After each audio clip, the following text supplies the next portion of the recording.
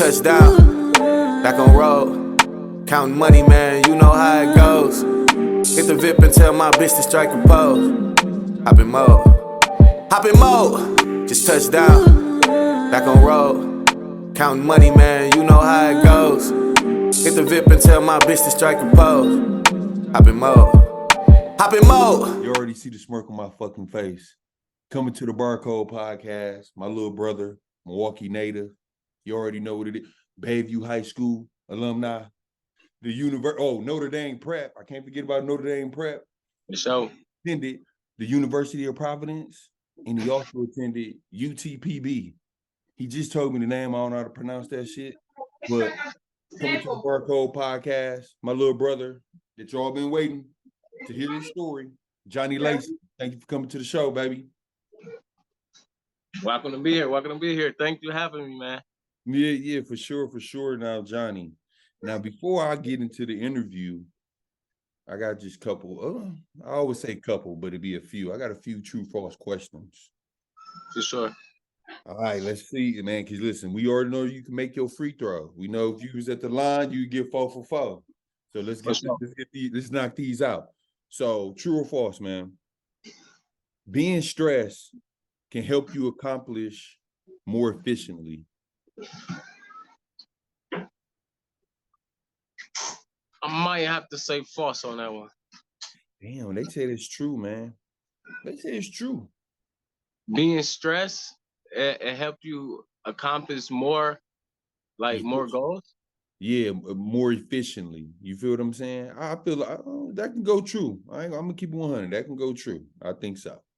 Like, you know how when you stressed though, and you just your mind be wondering, you be sitting down and you like, man, fuck that. That's like if a motherfucker lose their job that they've been working for 15 years, they lose that motherfucker, they stressing, and now you hustling up trying to get another gig, so you doing all the right shit. So yeah, I can agree with that. Yeah. All right, next one. You ready? Yeah, I'm ready. All right.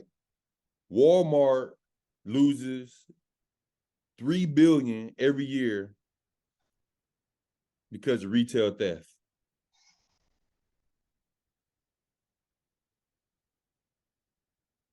False. Oh, that's true. You know, it's a lot of fucking Walmarts, Johnnie.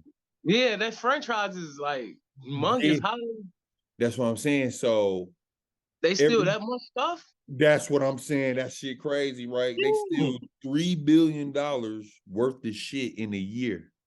In 1 year. Across the world. Across the world, though. There's a lot of Walmarts. That shit crazy. 3 billion? 3 billion. I don't think that's a fool, right? Do they even spend that much on toys a year? So that dog, doubt it. So the thing is, Johnnie, motherfuckers probably stealing every day. Every day, every minute. Right. Every day, everywhere, every minute. That's crazy. That shit I'm crazy. overdue. I seen that shit like, oh shit. Like, hell, that shit crazy as fuck. I mean, no, nothing, man. Too much working. No, you good. Last one, though. People who love spicy foods tend to have more intercourse. That's false. Dog, that shit true. I gave you 3 truths. So, wow. So you got to start eating hot sauce, dog. See, that's the thing. I don't even eat that type of stuff, and I'll be gone. I'll be ready. So what, dog? Yeah, real. No, that Johnnie funny. I said, I don't even eat that, and I'm on go, dog. No. Yeah. My girl like spicy food. She do. Yeah. We I fuck with spicy food too, though. So I think shit is crazy, man. But I see crazy shit, and I gotta ask. I gotta see what y'all think of it and shit. So I'm like, man, let me ask Johnnie, or let me ask whoever it is, man. So, but thank you for participating in that for real, Johnnie. Now we about to you know what I'm thinking. Yeah, look at dog. You about to start eating more hot sauce? No, I never enjoyed hot sauce. You said what? I never enjoyed hot sauce since I was little. Yeah, dog, that's crazy. Probably on the noodles here and there, but on the noodle, man, you got to put it on the noodles every time, bro. Fire, bro. I don't like hot. I don't like hot stuff like that, man. You I like know? to eat my food. Yeah. No, but no, bro. Appreciate you participating in that, man. Let's get into it, man. I'm really excited to do this, Johnny. You know, we go way back. You the little bro, you the little homie. And man, it's a lot of questions I want to know, and I know you're gonna answer it, and let's vibe Sure. out. The first thing, man, is because you know, on the court, you a dog, you play with a lot of high intensity, you got defense, you talk trash. I want to know your upbringing and who influenced you to play basketball. Well, my upbringing, I was pretty much bounced around to family member until my auntie, you know, she had married my grandmother, my great grandmother, you know, she had married her son or whatever. Mm-hmm. That's how I was introduced to the Jones side of the family, because you know I'm a Lacy. Mm-hmm. You know, that's how I was introduced to the Jones side of the family. Like around when I was like 7 years old, that's when she took me and my brother in. Okay. And her daughter, my grandmother, God rest her soul, she had passed away about a year ago. I mean about 2 years ago. Her daughter, she had took my sister in. So we were still together, but she was at another house, we was at another house. But the houses was apart, was like 15 blocks apart. So we were still around. So well, my upbringing was her. Well, we used to go to church every Sunday, 2 times a day, man. That's how I grew up going to church. Like that's why I kind of, you know, I kind of got like, you know, a God-fearing self inside of me too.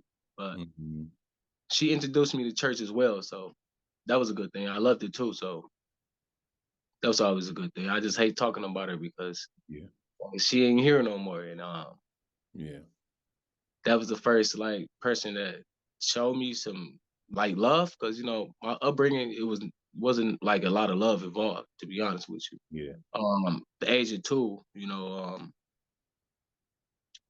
I can't believe I remember this, but I'm gonna tell you anyway. At the age of 2, so my mother got into a argument with a man. I don't know if he's my father or not, but all I remember, well, I heard the story from another person before, but it all makes sense now. But all I remember is she was like, "Don't take a step. Don't take a step. Stop taking a step." So he took another step, and from what I seen was a flash went off, and that was it. A flash went off. So later to find out, she shot him in the mouth or whatever. So she ended up going to I don't know if you heard about this prison in Milwaukee, well, in Wisconsin, it called Chichita. Yeah. That's a women's prison, right? Women prison, yes. So she ended up serving about 15 years there, a good 15 years. So you know, I grew up with my grandmother. I started playing basketball just like around the neighborhood, or even with my brother. You know who my brother is, right? I believe so. What's your brother name again? Johnnie's. He went to. I think we played him a lot at Michael Max though. He didn't really have no high school career like that, because If I see a he picture of him, I'm pretty sure I yeah, know. yeah, he fell off to the streets though. But honestly though, let me tell you a story about that before I go back into my childhood. Um, my older brother, he used to play right alongside Corey Lucius on Young Lions. For real? What's his Yeah, name? What's his name again?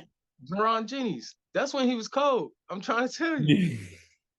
Curry, sir, when you talk to Curry, Curry will let you know about him. For real. He used to come home with all the Adidas and shit. I'm like, damn, bro, let me. Oh, Shum. Yeah. Yeah, but back to my upbringing or whatever. I started getting involved with where I really started playing basketball. You know, I went to Brown Street Academy or whatever. And I Mhm. started playing basketball. I started playing. Carlos was there. Big Ant, you know what I'm saying? We was on the same team with her. I was playing with them, but I was little, so I ain't really get no shine like that. But when they left or Yeah. whatever, I still got on the team. So Brian, right? Be my AU coach. Yeah. B. Yeah. Yeah, Big B. So he had a daughter that went there or whatever. So she was like, Daddy, like this boy right here, he cold, he know how to play or whatever. So I guess B just came watch a couple of my games or whatever. And he asked me, do I want to play on a team or whatever, an AU team. And AU team first, when you come on a team, it's expensive and shit. You gotta pay this, you gotta pay that. And I'm telling my gate, even my grandma that I was living with, that's one thing about her. She always kept it real, like she always kept it real. You want him to play?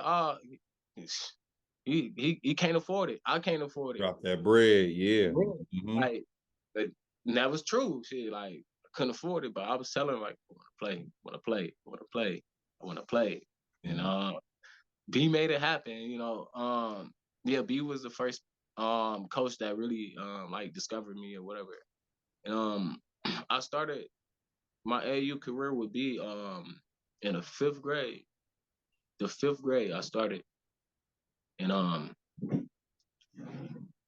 that was a long journey too. I'm gonna tell you about that too. But my professional at starting to playing basketball was the 5th grade.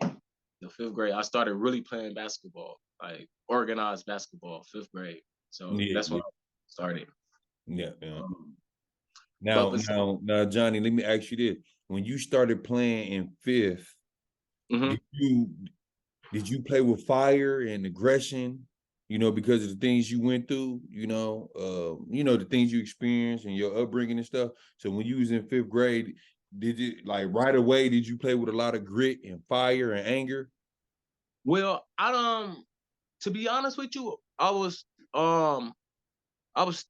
like still a baby at organized basketball, but I was good.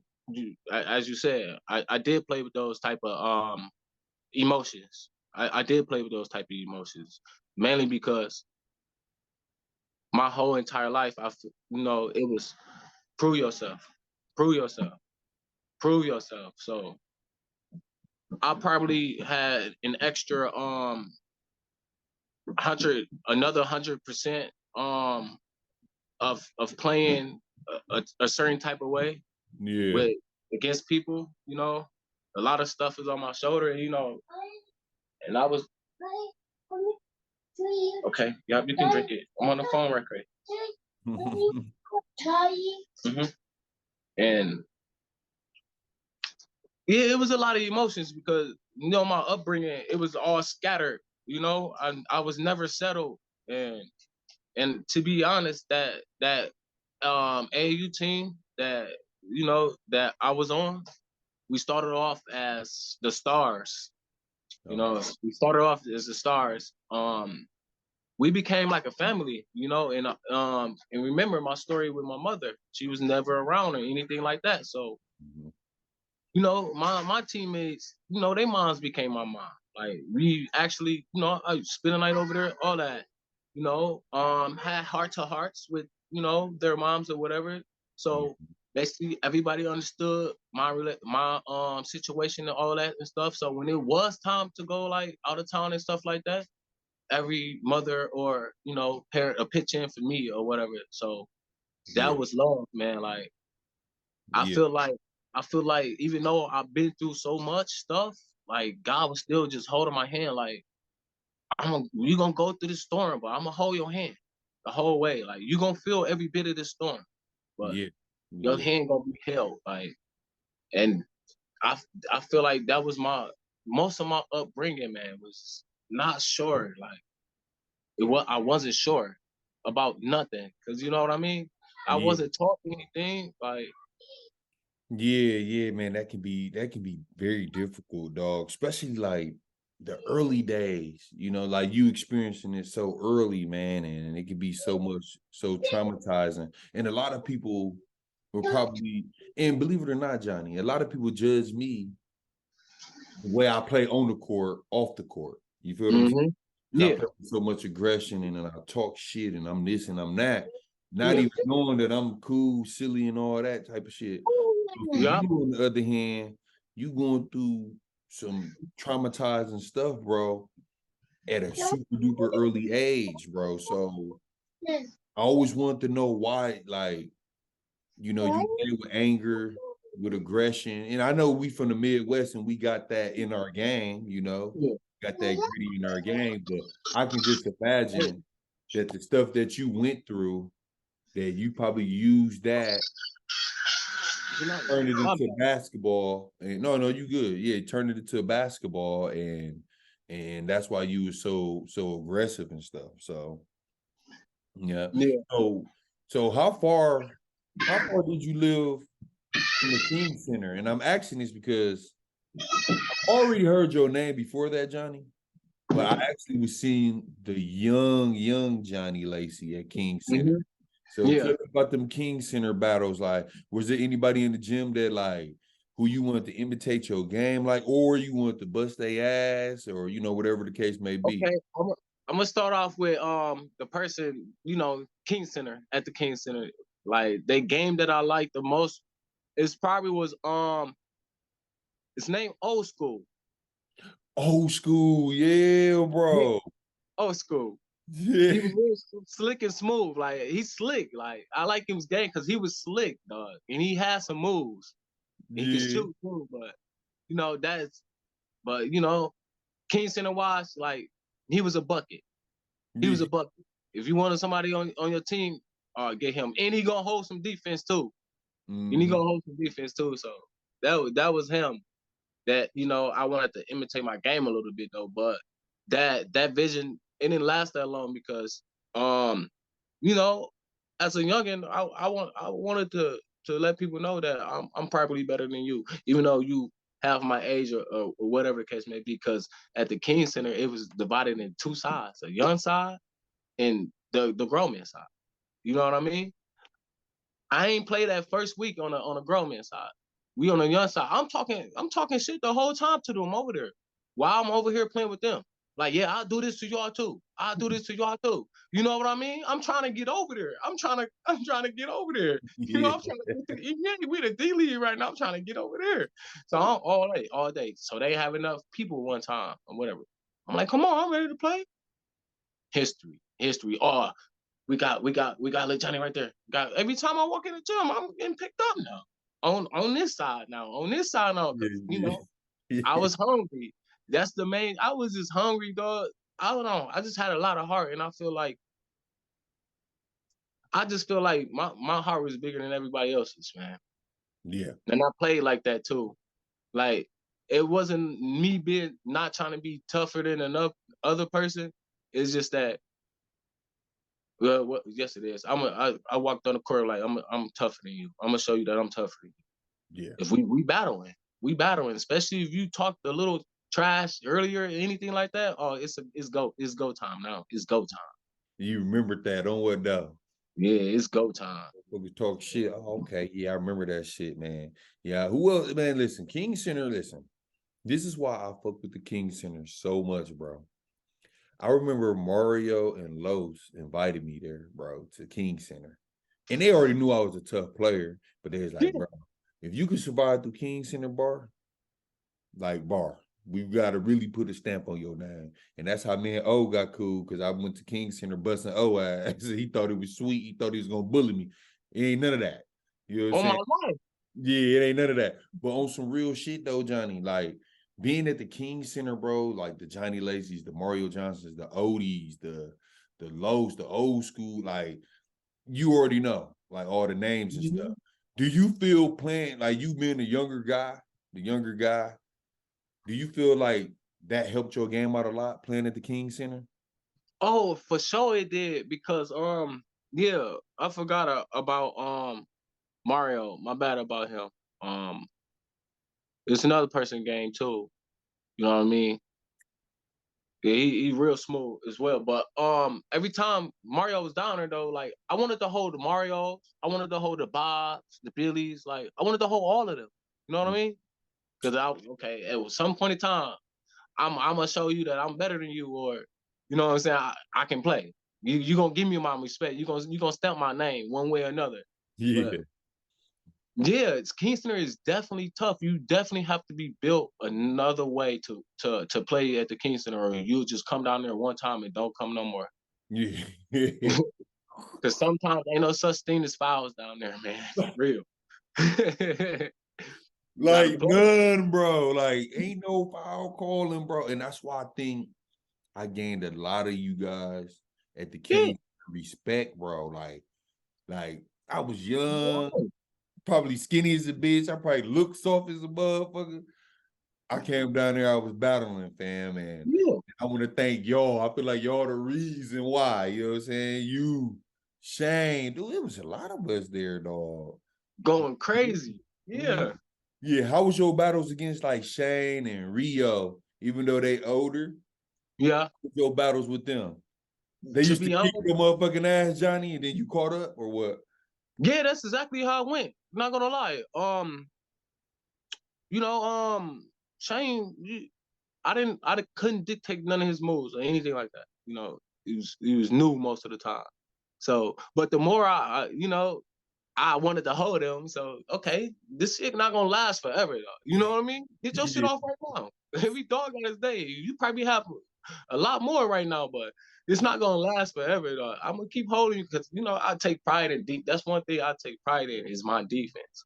Like you're not gonna hold me on my defense. You're not gonna do that. You might get a tough bucket off though, but you probably tired after that possession. But it's good D. But yeah, Shane.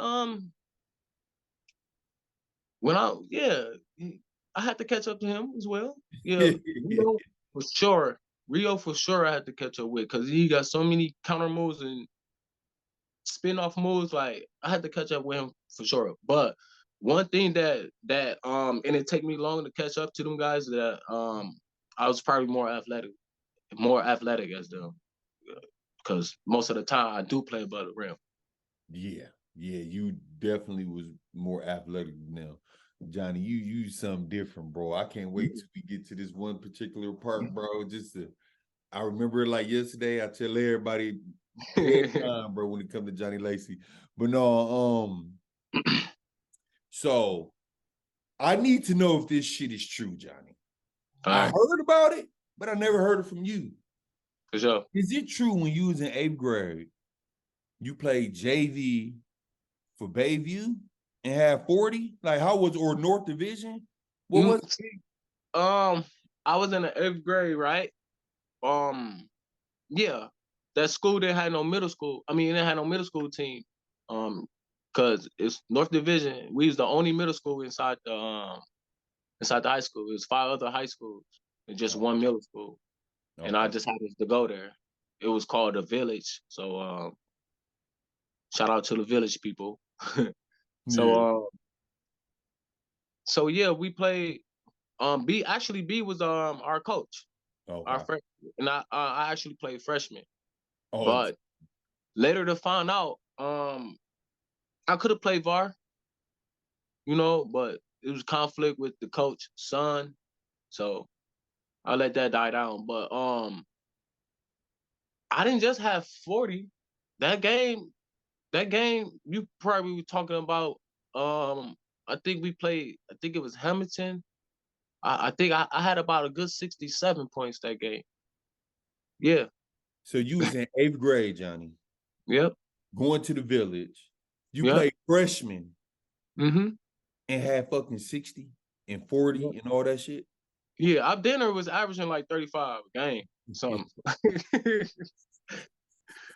I didn't even notice that at the time. Like it didn't even matter to me. I was just balling, Yeah. I was just balling and wasn't missing shots most of the time. Really, that's what it was all about. But yeah, I was just balling, man. I was loving it. Like, now y'all got it, y'all. Y'all heard it out Johnny Lacy mouth, dude. See, I thought you was 8th grade on JV. I don't even if you had it, you 8th grade and had it on freshmen, I'm giving that, man. An 8th grader to play high school basketball and have 60 and 40 and all that type of shit. I always heard about it, Johnny, but I ain't never asked you. So now I know. But that shit is ridiculous, bro. And my hat goes off. Now what I'm gonna ask you though, little bro. The village was inside North Division, right? Yeah, correct. Why didn't you go to North Division? Because you went to Bayview out gate, right? No. Or where'd you go? Finish your question. I was about to say why did you choose Bayview High School? But you said you didn't start off at Bayview. Oh, I started off at North. Now let me get into it now. Okay. Now, remember, I'm about to take it back. Remember when I said I could have played VAR, but dude, Coach Son was on the team? Yeah. Okay, now here we go. This is my freshman year. I'm at North Division. I'm sitting on a desk talking to someone. I'm sitting on a desk. I'm talking to someone. So I'm guessing that the coach is telling me to get off the desk. Like, get off the desk. I don't hear him or whatever. So he give me a 3-day suspension out the gate. Dog, I'm supposed to be your starting point guard, and you give me a 3-day suspension out the gate. So I told Shane, I'm telling Shane, like, dog, I got suspended. You know what I mean? I'm telling Shane on the phone, like, man, not even on the phone, at the center, like, man, I got suspended. I'm like, come on, come to Bayview, come to Bayview. I like, man, I should, man. So after my 3 day, I went back up there. I'm like, man, I'm out of here. I called B, like, man, I'm about to get out of here. You know what I mean? Like, where you want to go? I'm like, man, I'm going to Bayview. We like, man, you ain't trying to go to King of Vision or nothing? I'm like, I'm going to the View, man. Go to the View. So I'm like, yeah, he said King and Vincent. Like, yeah, I could have went. Even Tag, like, man, I had choices, really, to be honest, but, you know, I already had my word in at the View. So after my 3 day was up, man, I went to school. I'm like, man, I want to request a transfer or whatever. They try to keep me there or whatever. But the fact that if I got to deal with this now, how you going to treat me then? Because of your son? You're not about to mess up anything that I got going for me because of your son. Mm-hmm. Because when practicing, they used to come practice us. That varsity team used to come practice that 8th grade / freshman team. Oh, we used to dog them. You know me. I'm talking plenty of shit. I'm talking plenty of shit. Coach Miller, I'm talking plenty of shit. I'm dogging them, though. Like, no, I'm dogging them. I'm making sure, like, yo, this supposed to be my shit. You know what I mean? Like, it's supposed to be my shit. Like, you got me playing freshman because of your son. He can't keep up. You got me like, I'm talking plenty of shit. Like, I'm disrespecting. I think his name was Nook or something at North. I'm disrespecting them niggas in real life because, like, why I'm not playing VAR? Like, you know, I have my little emotions flaring out. That's why they had to stop, you know, scrimmaging us and shit, because I was getting too. I love that fire though, bro. Fuck that. You know what I'm saying? Like, yeah, baby and shit, bro. I love it. That's why I love it, Johnny. That's why I love Johnny, bro. All right, fuck that shit, man. These niggas is weak. Yeah, just like that. You gotta let it be known, like, if you like. But one thing about me though, but if you're gonna talk it, just back it up. Just back it up. That's it. Back it up. Cause, you know, I'm not gonna lie. There was times where I talked some shit and a nigga slightly got the hand on me. You know what I'm saying? But he had to work for it. But, you know, just back it up though, because if you don't back it up, that's what they gonna remember you about. Yeah, exactly. So cuz well, not on the phone. So you at the King Center with Shane. Boom, he get you to go to Bayview. Yeah. You go to Bayview. Now when you go to Bayview, the white bikes there, Shane, Yeah. Who was Ron Trail? Ron Trail was there. Yeah. Who else was there? Lemonhead was there. Okay. Man, they were stacked. They were They was stacked. they were So did stacked. you play varsity out gate or? That's the thing. So we practicing, not practicing, but like how we run the stairs, like just conditioning and stuff like Yeah, that. yeah, And everybody get to see you because we like in the hallways and stuff, like running up the stairs and everything like that. So the whole time, like everybody, like, oh, he ain't playing bar, he ain't playing bar. Like everybody just hating on me. Everybody, like everybody. I'm like, dog, they don't even know who the fuck I am, or they wouldn't be saying that or anything like that. Whatever the case may be, I'm like, they tripping. So I guess the white guy tired of it, like, man, he's like, man, for like look, Cub playing, like he here, he started, whatever. So that was, my introduction to, damn, y'all hating on me already. To yeah. me coming there, because I came there like let's say I came there like a month and a half, because I had to wait 2 weeks to get in there. You know what I mean? Mm-hmm. So I Yeah, came yeah. like a month and a half in the school, into the school or whatever. So everybody was like, okay, here you go, here you go. So yeah, I end up getting suspended before the season started. So that canceled out me starting, you know what I mean? And this coach, he didn't really know who the fuck I was like that. Yeah. So our first game was, I think, was Malcolm X or whatever. We played Malcolm X. So I'm on the bench or whatever. I ain't getting in the first quarter. I ain't getting in the second quarter. So be like, what you doing, man? But Johnnie in the game. You know what I mean? I'll be like, but Johnnie in the game. You know what I'm saying? So he ended up putting me in the game. I run off 7 quick points, dog. A rebound and a steal out the gate. Like, real quick, real fast. You know what I'm saying? He took me back out or whatever. I'm like, dog, Yeah. you tripping right now. You know what I mean? Like, but that was him punishing me for get suspended for 3 days. You know? This varsity, so it's something different. I'm then or went to another element. I wasn't known in that element yet, but this coach, this coach Yeah. got power over my minutes and stuff like that. Yeah. So that first game was it was excited because this is my first time playing VAR, and I was ready with it, and all Yeah. these things that we already didn't play and stuff like that, I didn't rent through them on another circuit or whatever. So it was gonna be fun for me. That's what I was thinking in my head. But only played about a good 8 minutes that whole entire game. Yeah. So How that was was that for you, Johnnie? Was you kind of frustrated playing that 8 minutes? see, that's the thing. When I played those 8 minutes, dog, I feel like the ball was coming to me every time. Like, go to work, go to work. Which it was, like, it was coming to me every time. Go do your thing, do your thing, do your thing. So I wasn't tripping.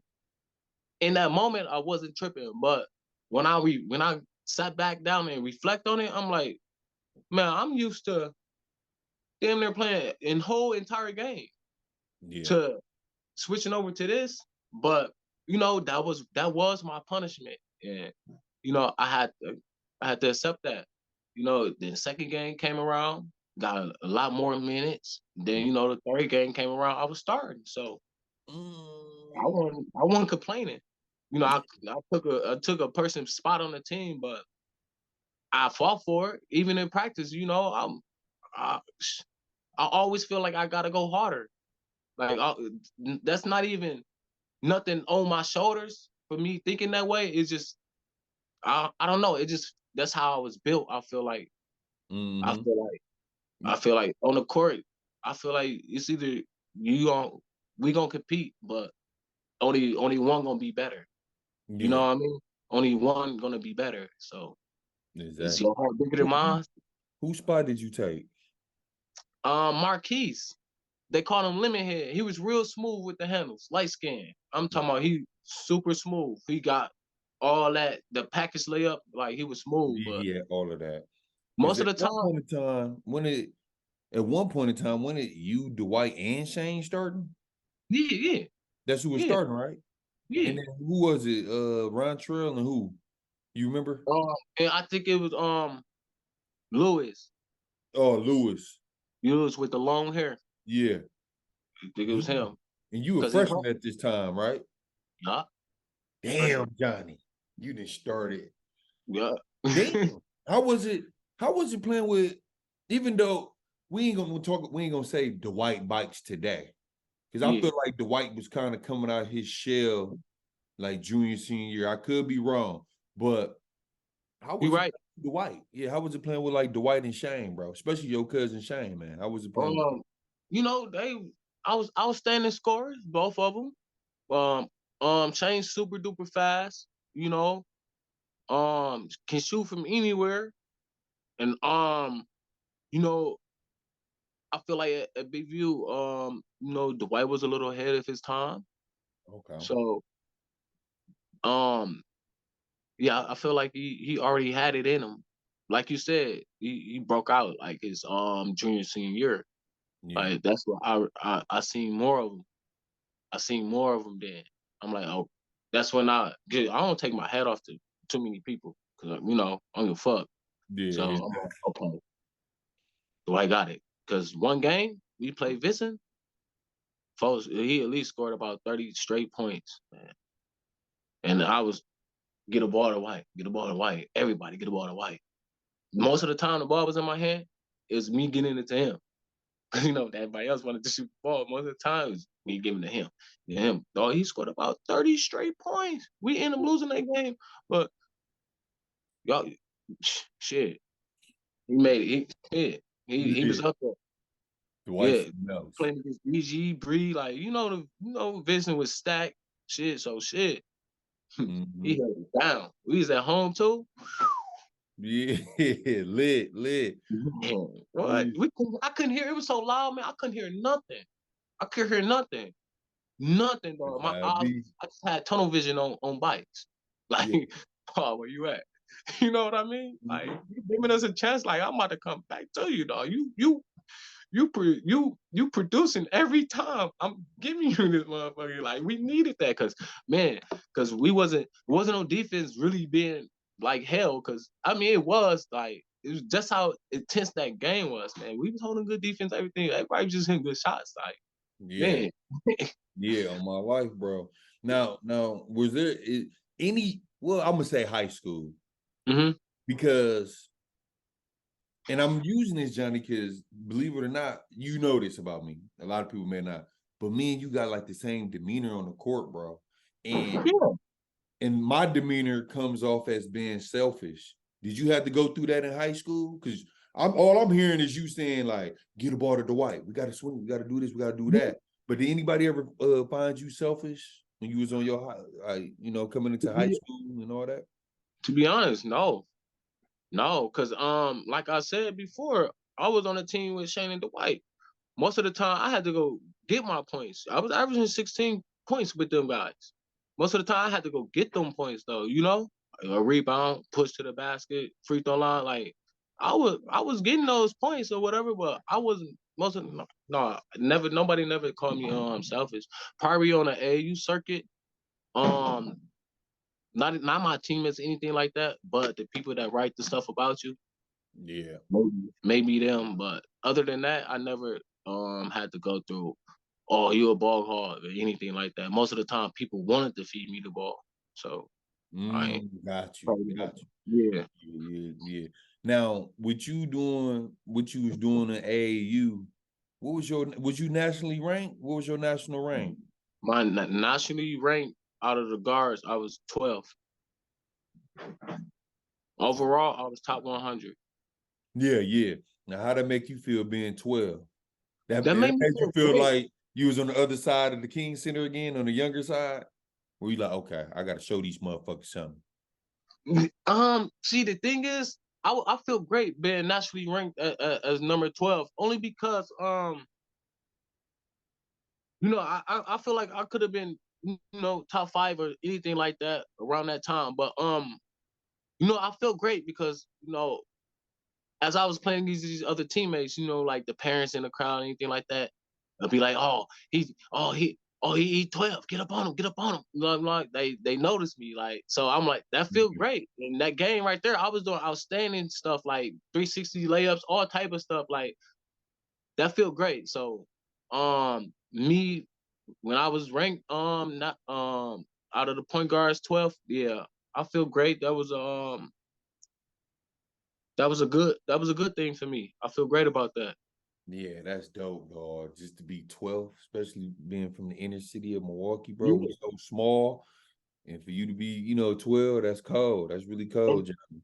On the real. And for this person to notice this, I don't know this person out of nowhere, but for this person to notice like who I am, and like that was dope, man.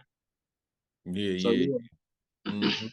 Now, when Dwight and Shane leave, Mm-hmm. and Johnnie Lacy show, what them numbers was looking like then when they left? When it's the Johnnie Lacy show. I started off averaging about 28, 27 points a game that then when they left. Hold on, dog. No, you didn't just say that shit all nonchalant. Like I ain't Yeah. averaged 8 for Vincent and shit, or 7, some shit. Nigga said, oh yeah, man, I average about 28, 27, 27, 28. Like, come on, Johnny, that's 27, 28, boy. Yeah. Yeah, See, yeah. that's when I go look at who's the top scorers in the state, it'll be me and Wilson back and forth, Jamil Wilson. It'd be me Jamil and him back and Wilson. forth. Mm-hmm. There's another player on my AU team. Yeah. Yeah. Yeah, Johnny. Yeah, it was serious, wasn't it? Yeah. Yeah. So when Yeah. they leave, you average 27, 28. Yep. At that time, Johnny, because you played, dude, it's like you've been playing varsity at this point, but then there 4 years because you already got like the, not even varsity, but I'm pretty sure 8th grade when you was playing 8th and you played them, high schoolers, it was almost quote unquote playing like VAR, but Right. you got all this experience, and you ahead of these kids your age. What am I trying to say, Johnny? What was the competition level there when it was the Johnnie Lacy show? Did you feel like okay, I gotta come play against this dude, like dude gonna come with it? Or did anybody play good defense on you? Like, how was it when it was the Johnnie Lacy show? It was a couple cats that I'm like, okay, you about to come play or whatever. But most of the time, they'll probably boxing on me or um um cross half court or quick trap or something like that. It was always or zoning it up or something. But it wasn't never no individual defense, like just man to man on me like that really. Mm-hmm. But I can tell you one of the players, that was really good to me Yeah. around my area was you probably know him, was Chauncey. I think he went to Marshall. His name was Chauncey. Chauncey, Is he yeah. tall, dark skin? No, he was like a little taller than me, by like probably 6'1", 6'2". He Okay. had them things and he can shoot real good. Yeah. Dang, you probably don't know it. Man. Yeah. It's If either I see a Marshall or picture, you Custer that tell he me. went to. Yeah. But, he had some nice game to him. Not to mention little Danny, From North. Yep. Yeah, And yeah. that's another guy that started off on our AU team, Like that's crazy. That's another guy. But overall though, I did pretty much what I wanted to do out there overall. In my era when Shane and Dwight left, like against other teams, I pretty much did what I wanted to do. Yeah. Mainly because how our offenses ran. That's when Lou Chapman became our coach. My junior year. That's when Shane Dwight was already gone. That's when I had it by myself. It's my son. Yeah, yeah. Mine. So no wait, I'm on. So yeah, Lou Chapman basically this true story right here. we was all in the gym. Lou Chapman basically told them, like, everybody that was in the gym that was trying out for the team or were on the team, he basically told, that's when, you know, Charlie Nell was in, just started there too. Charlie, he could, Darnell, you know, Oh, all the of Hamilton show, right? the Hamilton show. Yeah. Yes. Okay. And so you basically just said this Johnnie team and all the players damn near gonna be, you know, ran through him or whatever like that. And he like, y'all got a problem with it? Get on up out of here now. No, everybody stayed or whatever. So I'm like, oh, okay, he on my side now. Cause I ain't really knew Lou Chapman like that. I didn't know him like that. I knew of him. Yeah, I yeah. didn't know him like that. I knew of him for sure though, because he's part of the Rebel family. But I didn't know him like that. So once he said that, I'm like, oh, okay, let's go now. Yeah. Okay, we got some shit straight now. Let's go now. Yeah, let's turn up on the real. Yeah, yeah. So yeah. Yeah. So after he said that, Johnny, do you feel like did y'all have a good relationship? Like, did that like allow you to open up a little bit? Like, okay, I fuck with dude, you know what I'm saying? Or I fuck with coach. Yeah, our relationship was great actually. You know, he was a player coach. So he played basketball as well and he coached, so he understand probably both sides of you know, of a situation most of the time. But you know, he had cookouts at his house. We spent the night all, you know, we bonded like that. And you know, it was a good experience for me and for him too, I guess. Because he Yeah, kept saying, you know, he kept saying the infamous Johnnie Lacy. I'm like, man, I'm just a normal person, man, you know? yeah. John, Oh, those are the infamous. Yeah, yeah, yeah, what the? yeah, yeah. Like, you know, it was fun. He Yeah, yeah, cared. He cared. He cared. yeah, He yeah. cared. That's dope. Oh yeah, Yeah, when you care, you know, I care because off the type of you know, person I am, you know, and how my upbringing was. If you care for me, it's in me to care for you. yeah, yeah, yeah. And I want to Because you care piggyback. for me. Yeah, exactly. I want to piggyback on now. I don't say like, oh man, I'm interviewing the infamous Johnnie Lacy. Yeah, But I do want you to understand this though, Johnny, because us as human beings, we don't know. You know what I'm saying? right, But for me, I look at you almost like that, minus the infamous. right. But when we talk about this, the small guards, and everybody know that I don't like small guards, and the only small guards I like, it was 4 small guards I like: Johnnie Lacy, Billy Mimis, Corey Lee, Mm-hmm. Trey Jefferson. And I got Mm-hmm. to throw Rio in there. You know, Rio's small Yeah. too. Rio swear he tall, but I'm gonna throw Rio in there. But all y'all guys, bro. And it started with Rio and Billy, and then next up, you know, was Corey and Johnny. But Mm-hmm. I want you to understand this though, Johnny. When I played with you, played against you, watched you play, that's like I enjoy every minute of it. Like, this little dude is fucking amazing, bro. Like, dude Appreciate got that, the man. heart of a 6'6" motherfucker. He gonna play hard. He gonna talk shit. He gonna, I love that shit. So I want you to know that, Johnny. Like, I Thank you, man. understand what Coach was talking about. So, but that's my Yeah, perspective of it. You know what I'm saying? thank you. Thank you, Yeah, man. for sure, for sure. Yeah. So, did y'all get a chance?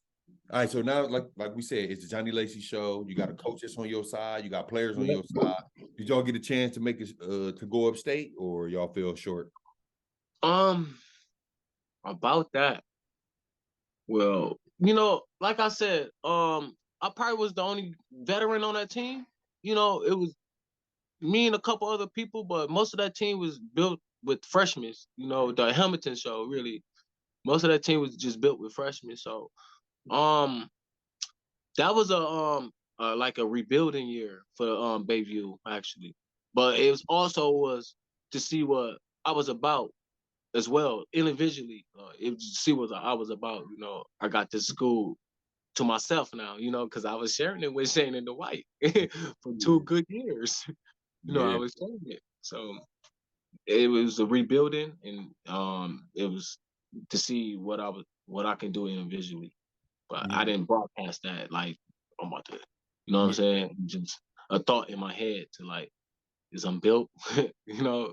Yeah. I'm built. But we finished our the record.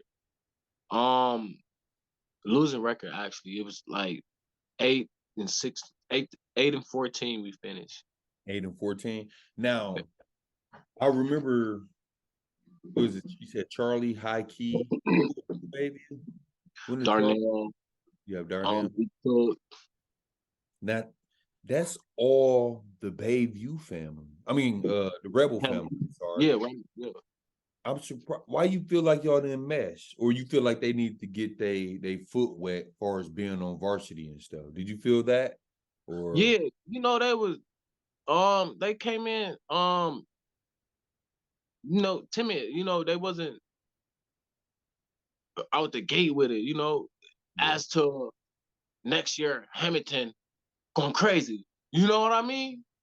That yeah, was a big difference. They was there with it, but they was still like, okay, we not used to playing Variat.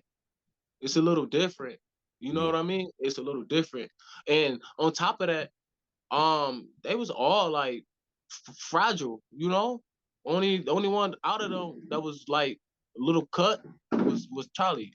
But they still was like, they wasn't in like King Center shape. You know what I mean? King yeah, Center mentality yet. They wasn't in that shape yeah, yet. yeah, So yeah. I feel what you're saying. Yeah, that's where it kind of like clicked yet. You know what I mean? But I feel like that second year, we all would have stayed together.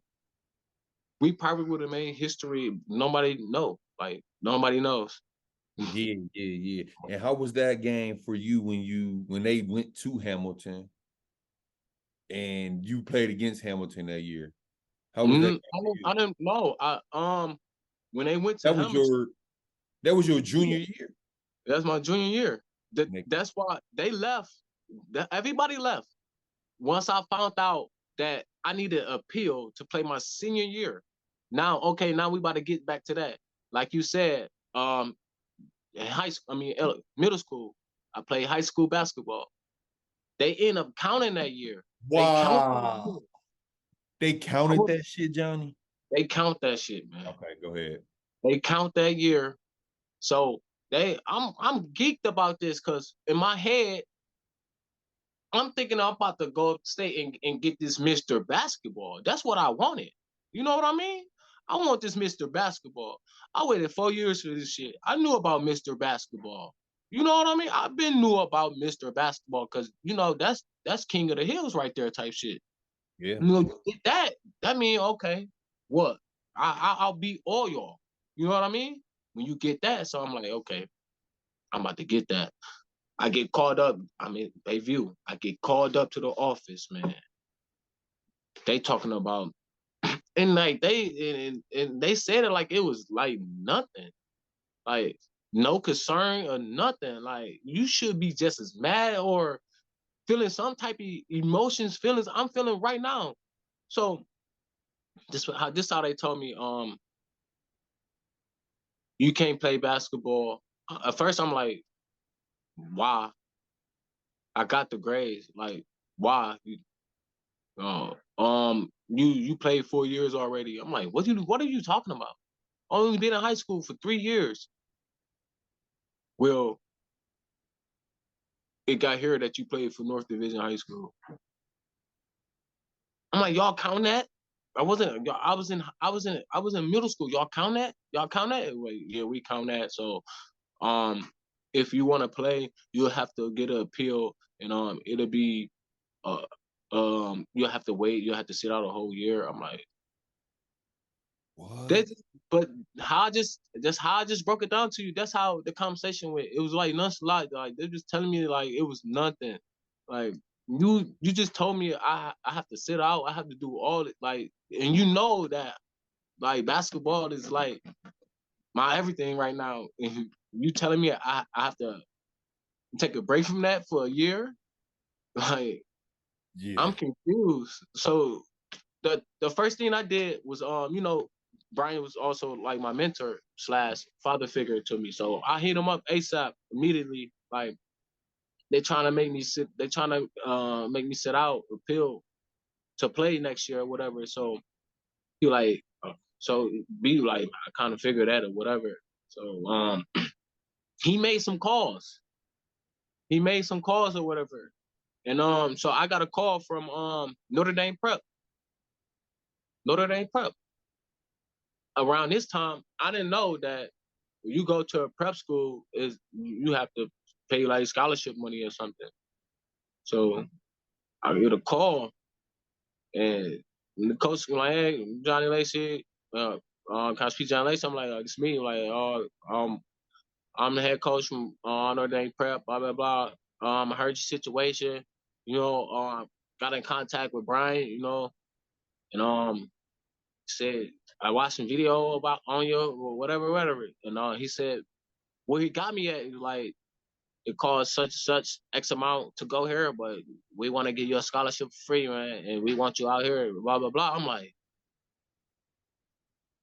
man, I got so happy, and he broke it down. He said we play way more games than the high school games. We travel. I'm like, man, what? What? I'm like, I'm loving this. I feel like, okay, I'm AU now. Hey, you again? Oh well. AU right now. So I took this summer to, you know, to sharpen up a little more, spend time with the fam or whatever. Because, you know, I was about to, my senior year, I was about to go all the way to Fitchburg, Massachusetts. Massachusetts. Yeah. Fitchburg, Massachusetts. I could never say that word. No, let me see if I can pronounce it. Massachusetts. I think that's it. Massachusetts. Yeah, boy. Massachusetts. That's where the school at. So when I get down there, I'm thinking that, you know, it's like a dorm. I'm thinking that we're gonna be like in a dorm or whatever, but we in a mansion, man. You hear me? Oh, we're in a mansion. We are in a mansion. A mansion. And the school is next door to us. We are in a mansion, dude. And this how it is.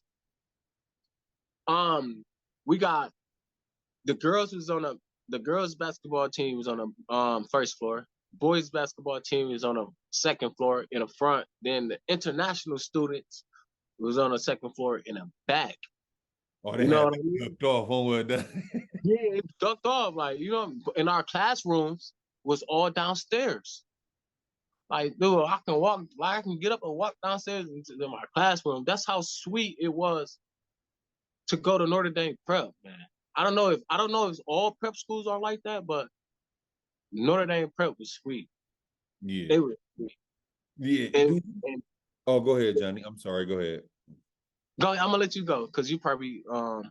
Like, I'm gonna be honest. I've been hearing about prep like my whole life. Well, really, like Draylon went to prep and Avery, but when I moved out here to Arizona.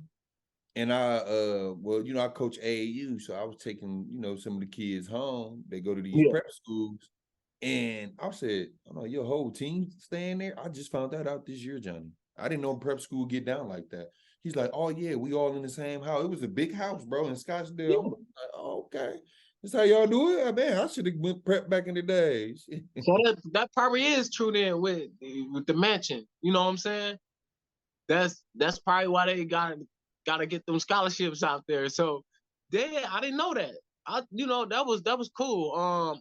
Another thing that caught me, they said, you know, Michael Beasley went there, and they told me some stories about Beasley as he attended there. You know, one of the stories that stuck out the most was I think he spray painted the coach car. Like, Beasley always been, you know, that type. Now you can now that you know that, and now knowing the Beasley that you knew, now it makes sense now, right?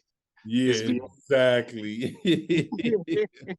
Yeah, so you looked at that as a good thing. See, I was looking more so, you got Johnnie Lacy from the inner city of Milwaukee going all the way to Boston. I was thinking you was gonna be a little nervous, out your comfort zone, even though you travel for AAU, but now you living down here and going to school and got to meet new people, and you know, like, how was that for you though? But it seemed like it was pretty good though. Yeah, you know, honestly, that was a bad situation because you know I did wanted to stay and finish my senior year off in my hometown and the school that I was at, and pretty much accomplish a goal that I had in mind for a very long time. That was getting Mr. Basketball. Yeah. So, you know, that was a bad situation, but you know, where we from, you know, Milwaukeeers, we always try to make a bad situation to a good one. And me going there, you know, I don't think I was nervous, but I was just like, damn man, I don't got no support like that. You know what I mean? I can't call this person and be like, yo, I need this. You know what I'm saying? Or I could pull up on you or whatever. I like that was the only thing for me. Like I ain't had that type of support when I first got there.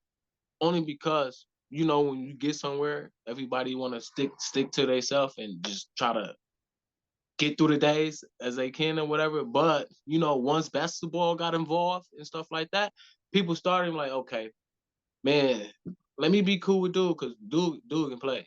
Dude can play. I want to learn like all type of stuff. Cause you know,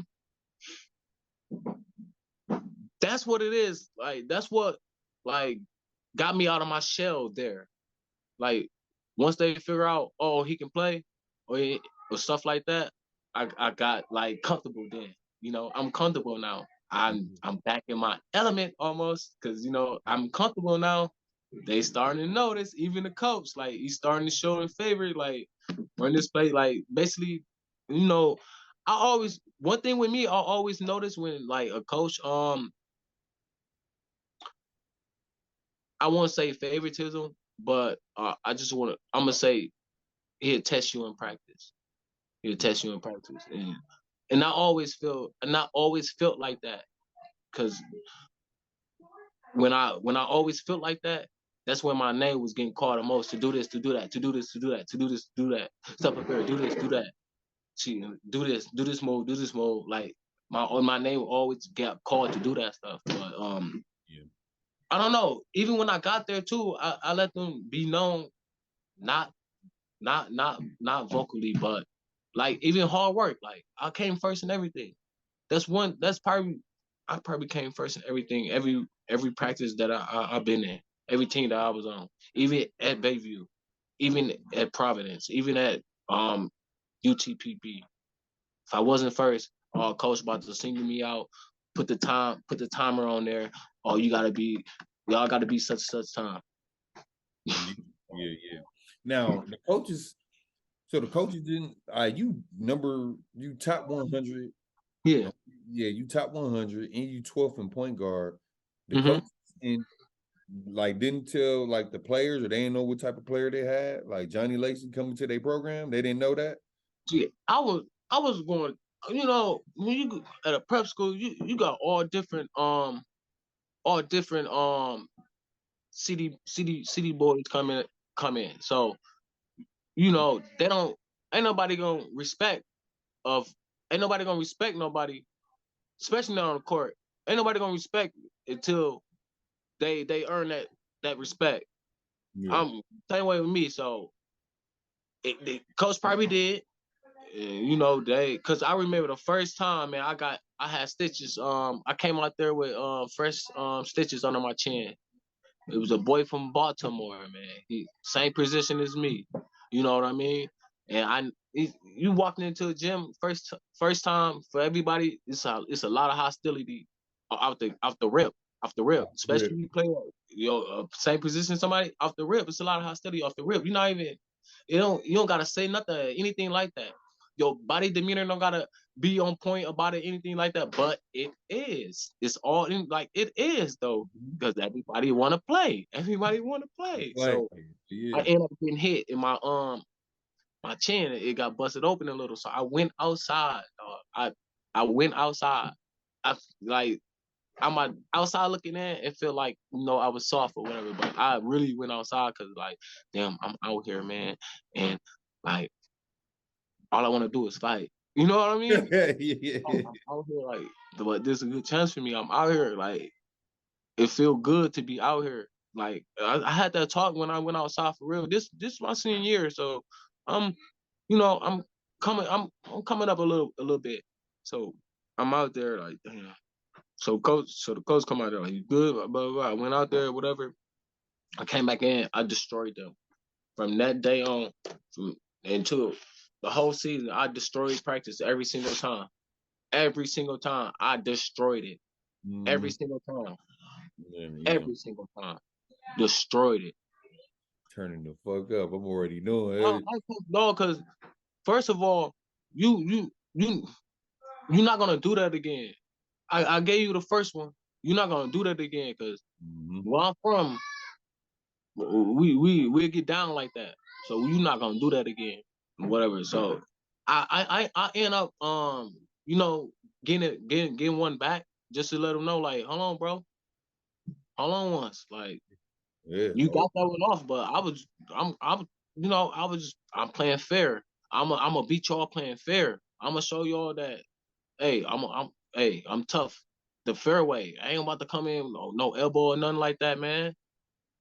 But I let my game said that in so many words.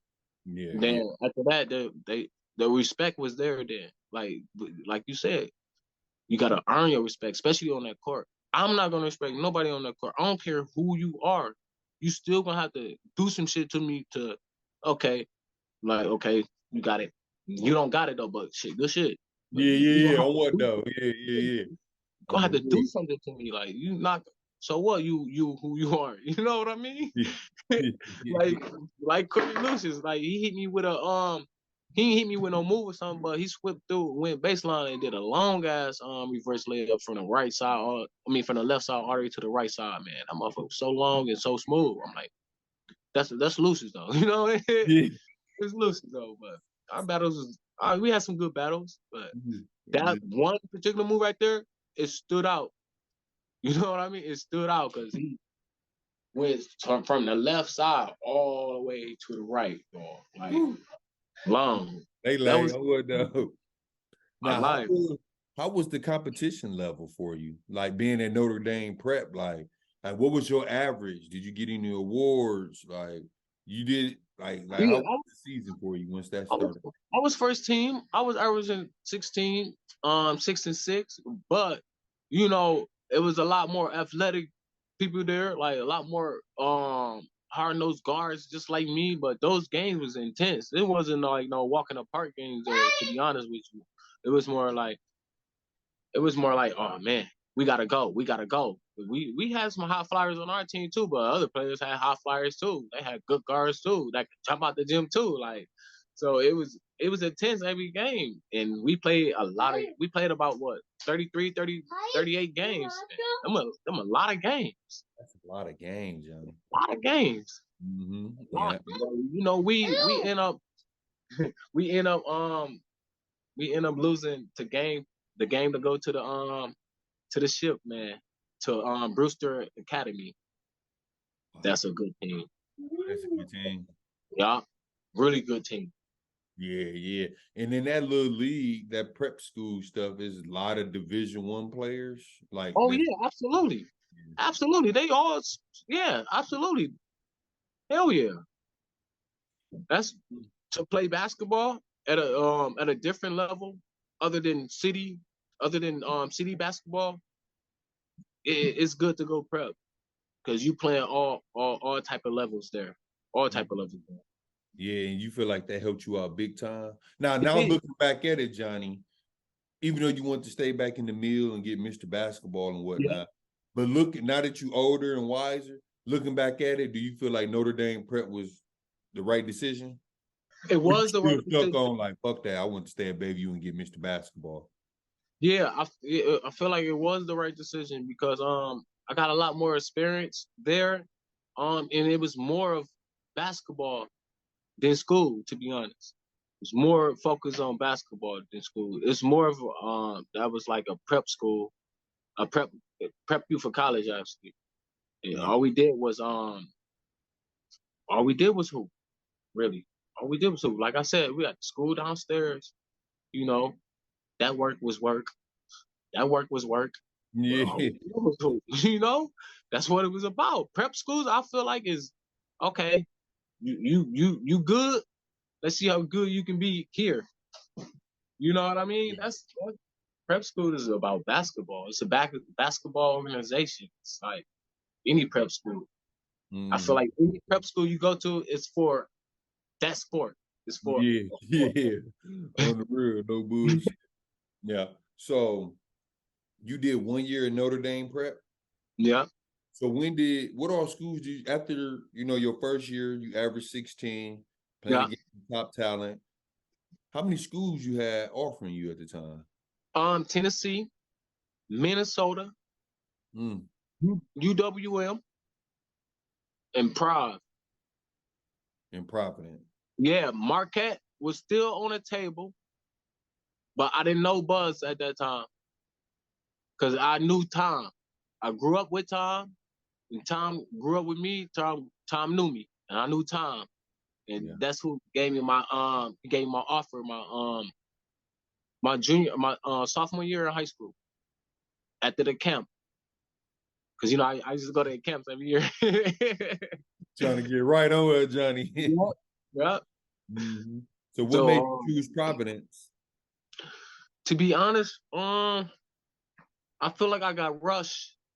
To be honest, I feel like I got rushed, and the decision was to choose Providence or stay at Notre Dame Prep and play basketball for another year and get more schools. But you know me, I wanted to jump right in the waters. Man. Dang, but to looking back on it, that could have been like a better decision for me too, if I could have stayed and played another year. But I feel like the competition probably would have been like my junior year at Bayview.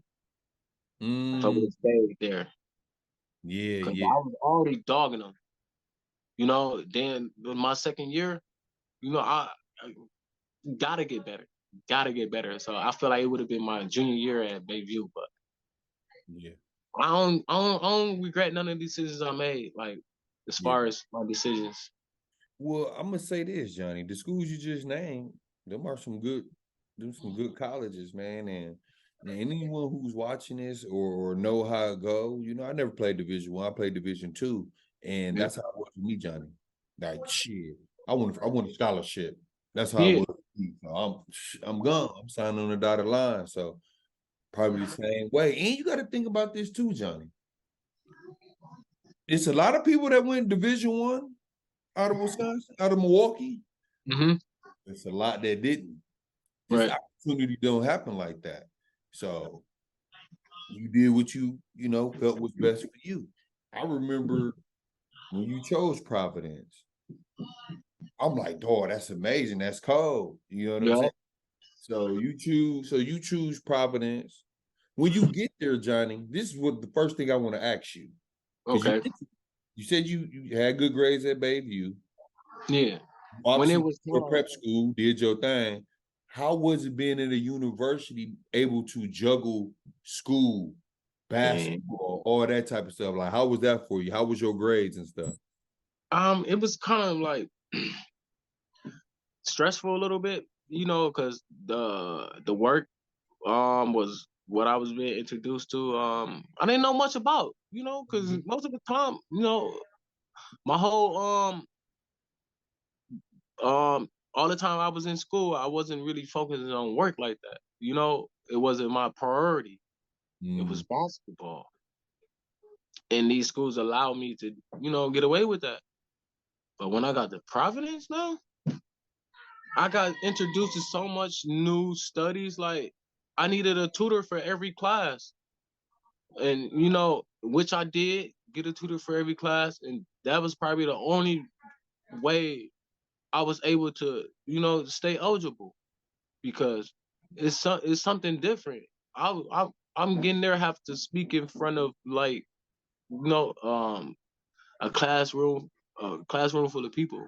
In our classrooms, it be like a damn near a theater, Yeah. I gotta do presentations and stuff like that. So I'm sweating bullets everywhere. I had a hat on. I'm sweating under my brim right here.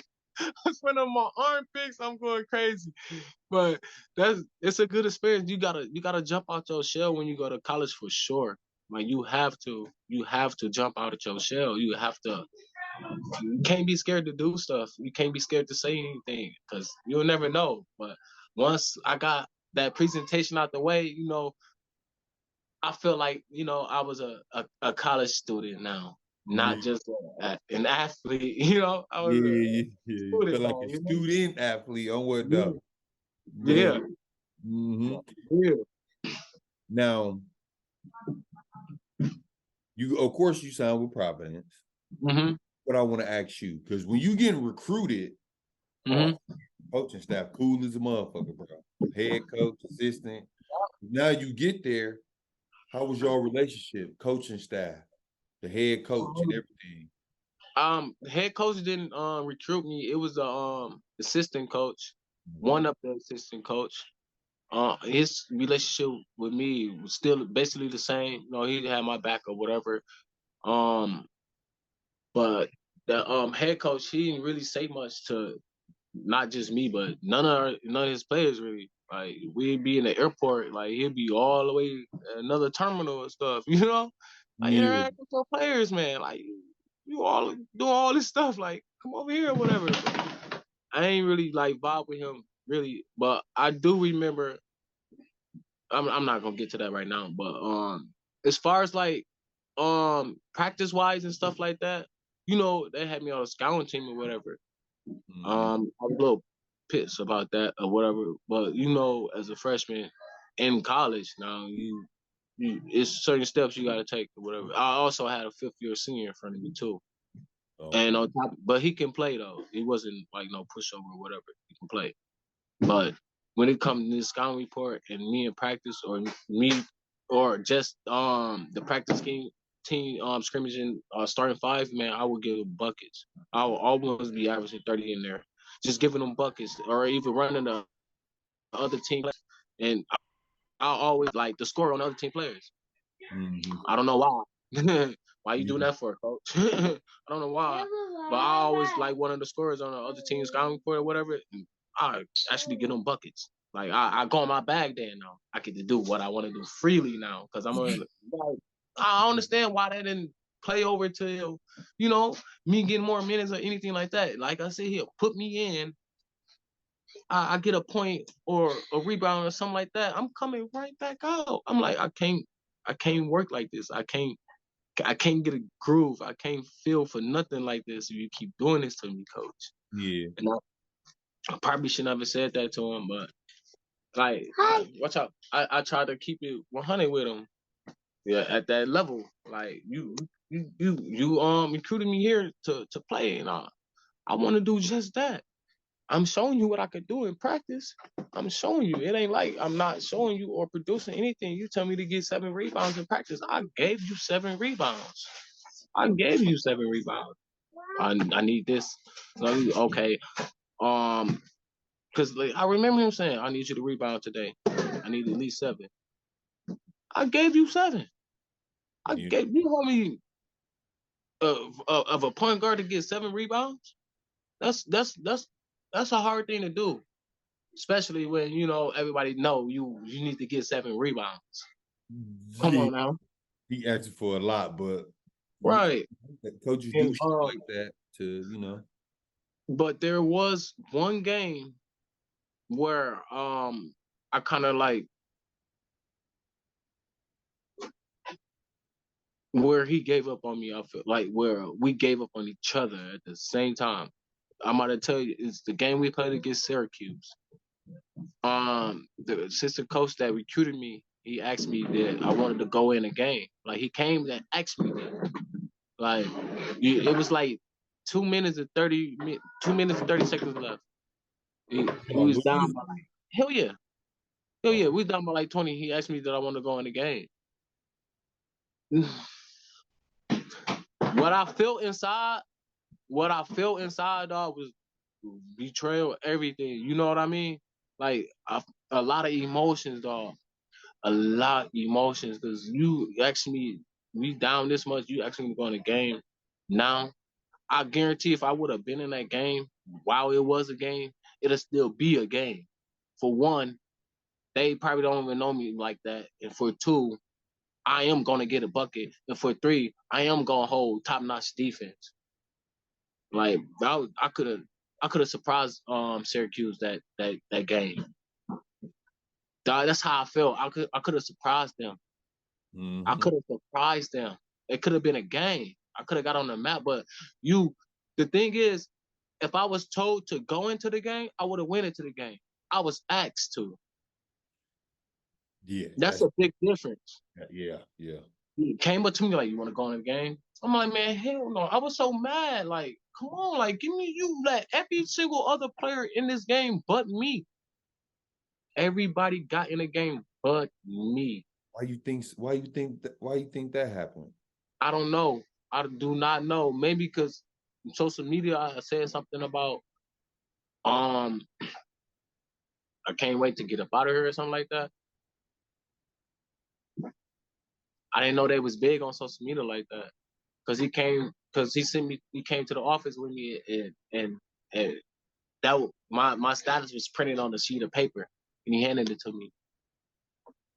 So that's probably the reason why too. But you don't know why I said that though. Like understand why I said that. Get to the point why I said that. When he telling me and he did. He telling me to be patient because it was a fifth-year senior in front of me.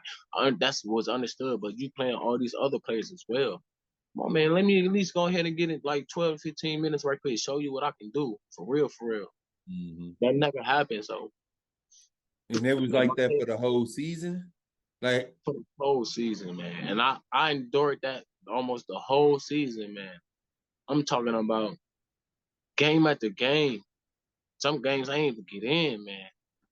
I'm so hyped, like I'm on the kill. Like, man, I couldn't take it. I didn't know how to take it. You know what I mean? I didn't know how to sit out. Like that's life. That's natural. But me at that time, I didn't know nothing about that. I didn't know that some of the good players that go through some of this tough stuff sometimes. I didn't know none of that. Like I wanted to play, man. I wanted to play so bad. You know, that was messing up my head, man. I was losing focus, all that, because I wasn't there to do what I came here to do. I don't. Yeah, it's all good. That's why I'm here, big. That's why I'm here, little bro. To talk to Yeah. you. Get it off. I'm Q Bar. Right. So this camera stuff, like this just for the platform. You know, we really can chop it up. You know what I'm saying? Take your time, man. You good. I know this shit can be deep, man. And you were young. You were young. Yeah, I was young for sure. And like out there, I ain't really had no support system neither. You know? I ain't really had no support system. I ain't really had nobody in my ear saying stick it out, tough it out, and none of that, you know. So every decision that I made, even critical decisions that I made, it was just on me. It wasn't no ear whispering, no voice whispering in my ear with some type of support or none of that. It was just, man, I'm gonna do this then. I'm gonna do this then. Like just all on me. Like that's why I feel like my support system. When I went to Providence, I feel like my support system wasn't there anymore. How it was in Milwaukee. You know, everybody was supportive in Milwaukee. Everybody. Yeah. Now,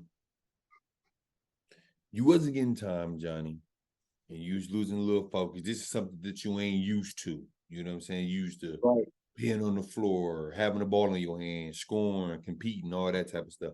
And when that stopped happening, you said you started getting frustrated. Yeah. I want to know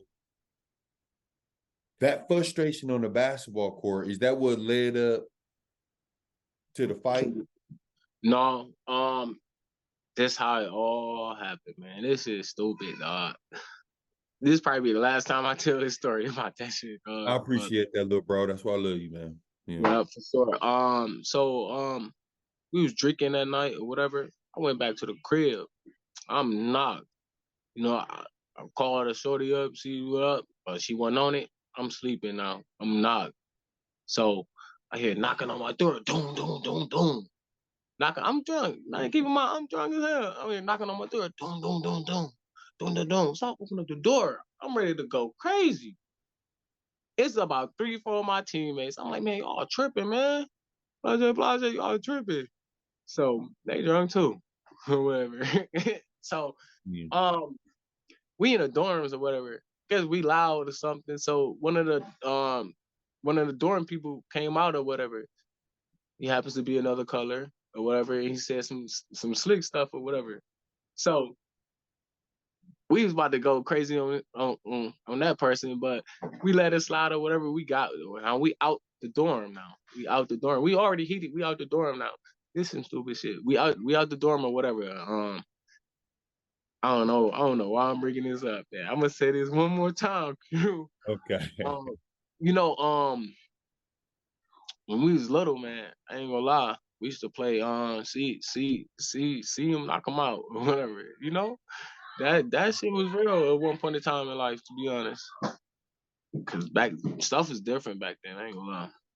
So we ended up saying a person, dude, and we just hit that person. Me and another teammate or whatever. Yeah. And long story short, we both end up doing some jail time for that. He did 18 months and I did 27 months. You did how many? 27 months and he did 18 months. He did 18 months because he got out on good behavior, whatever. The opposite for me. Now, when that happened, Johnnie, did that take you to a dark spot, bro? When that happened, I was unsure of, where I was gonna land at, where I was gonna land at in my future. I was unsure of everything, to be honest. But one thing about me is when I do something, I own up to it. That was the only thing I was sure about, but I wasn't sure like my future. But like I said, when I said my future, it mean basketball, like because basketball kept me away from a lot of things and it kept me on a straight path. That's my life. So I wasn't sure about my future with basketball when that happened. You know what I mean? I immediately got a spell from Providence. Immediately got a spell. I had a court date a week after that. Me and the other dude, we was staying at a hotel, going back and forth to court until they gave us permission to go home or whatever. But around that time, dude, to be honest with you, I just felt like a complete failure. I feel like whatever I worked hard or accomplished or did all the way up to that point was like a waste, which it was because that set me back with my basketball, my future with basketball completely. To be honest with you, it set me completely back. Yeah. I say that because I went to the University of Notre Dame Prep. I mean, I went to the University of Texas Permian Basin. I went there, and we had a banquet, Um, so me and the assistant coach walking back to the elevator, about to get on the elevator. So we got and these people in front of us. We didn't know who they was at first, but we both heard this. We both heard this, dog. Right hand of God, this is a true story. We both heard this. And they said, "Oh, so you think we gonna get a felon all these good awards?" You know what I mean? And I looked at him, he looked at me. Like that's the first time I felt like I can't do nothing like to prove. It's over at this point. I'm just this color, you know. I'm just this color, and dog. I went up. I went up. Dog. I needed some time alone, my nigga. I shed some tears because of that shit, because that broke me. I never in my life been broke. All this shit I've been through in my life, everything that transpired in my life, before that point, it never broke me. It never did. It never broke me, dog. But that moment when he at that after that banquet and we walking back, and I hear that from these people, like from the polls, I hear that from these people. That shit broke me, dog. It broke me. That broke me all the way down, my nigga. Like I wanted to stop that shit, dog. It broke me, my nigga. Like Yeah. Now, when you was going through that, how supportive were your coaches, your teammates from Providence? Because you did play with former NBA basketball, well, former NBA player, Marshawn Brooks, and I heard y'all had a pretty good relationship. When you oh was yeah, going we through that, like man, like how supportive were your teammates and your coaching staff? when that happened. Yeah, to be honest with you, Marshawn actually came and picked me up from prison. You know what I mean? When they took us in or whatever, I did about a day and a half or whatever. Got bailed out. He's one of the people that put some money down to bail me out as well. Another girl that I was messing with down there at that time was she helped me out. But yeah, Marshawn was there the whole time. Even at the hotel or whatever, he was there the whole time. So Yeah, the coach was too. My assistant coach that recruited me, he was there the whole time. So I did have that. I did have that support, his support. Like I always had his support there, but he couldn't do too much because he's just an assistant coach. If you want to put me in the game, he would have, you know what I'm saying, put me in the game. But as far as support, when that did happen, it was just Marshawn Brooks, another teammate. His name was Kyle. okay, But Kyle was the oldest player on the team, so he knew how he just knew how stuff can be, and yeah, he's the one that actually got us the hotel and everything like that. okay, got you. So one of Now, our yeah. now you, now you go through that situation, bro, and thank you for sharing that too, for real, bro. Like Yeah. that's tough. It was a game changer. It was changed your life. You know what I'm Sure. saying? All that type of shit, and you already know. Like I'm just glad you like here telling your story, everything. I do want to ask you this though, Johnny. You and Marshawn Brooks were very close, man. Hmm. I went to the same high school. I mean, same college. I'm sorry. And you see him go to the NBA. How did that really make you feel, knowing like, damn, we was at the same school, and I possibly had the same opportunity as him. And I think Hmm. when he went to the NBA, you was incarcerated, right? Or I no? believe so. I believe so. How you feeling about that time? What you think Um, broke you more though, Johnny? Seeing that, knowing that y'all went to the same college, or when you was at UTPB and you heard that comment? Man, to be honest with you, when I was at UTPB and I heard that comment, and see the thing about me, I used to always tell people that Marshawn he had a game like Kobe, but his work ethic was terrible. He got all Kobe moves, but his work ethic's terrible. And that showcase in the league or whatever. It's just I know I wasn't surprised that he got drafted anything like that. That's my boy. I was proud for that. And while I was there, he taught me some things too. But no, I wasn't more mad about that or anything like that. I was more proud of just off the strength that I know his work ethic. you know.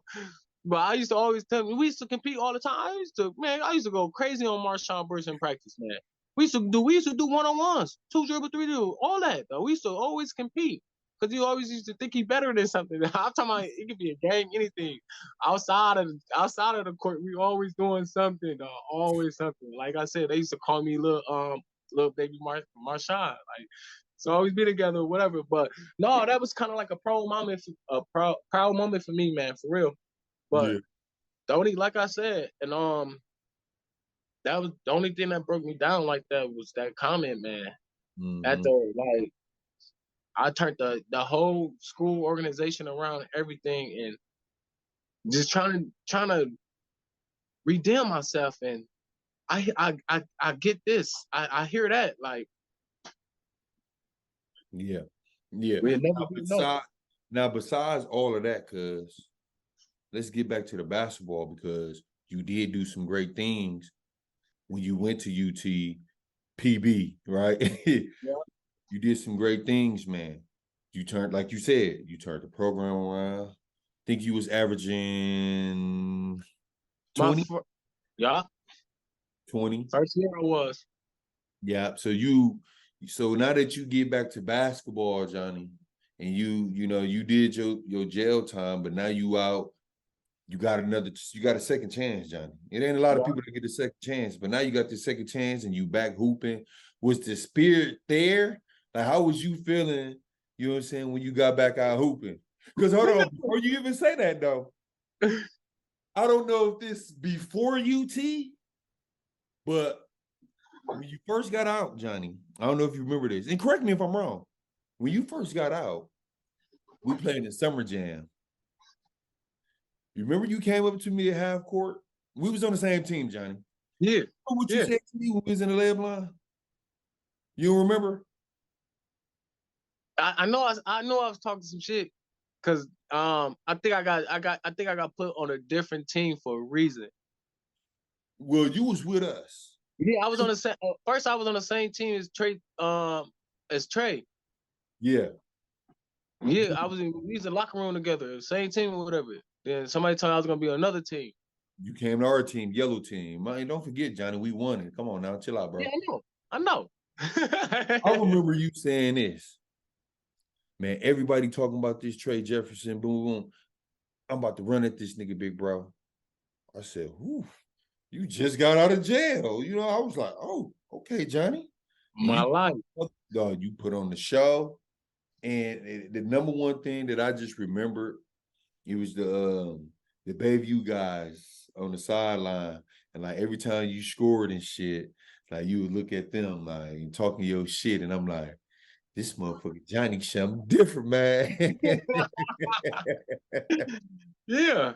Yeah.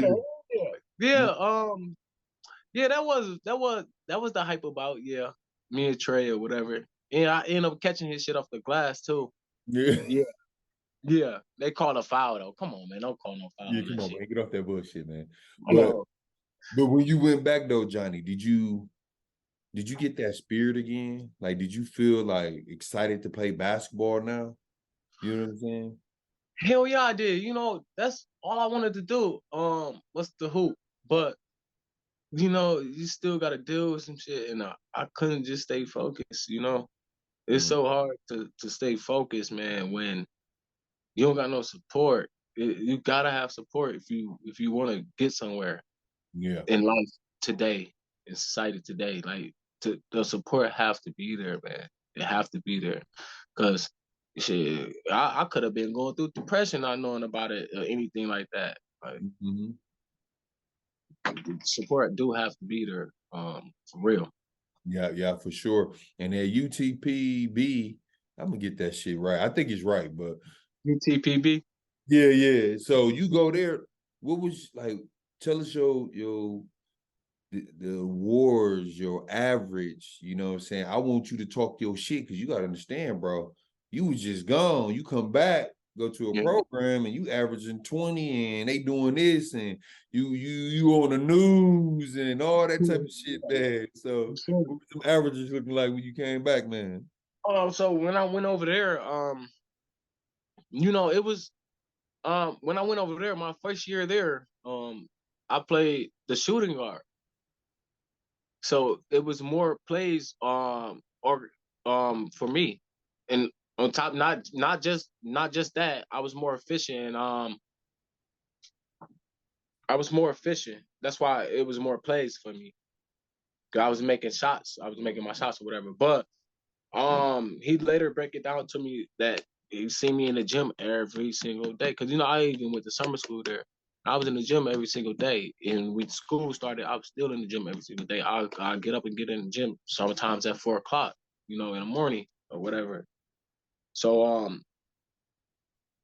that all the way leading up to my first season there, I was averaging 20 because I was mainly the only scorer like that for real on that team. So I did take more shots than everybody else. More plays was for me than everybody else.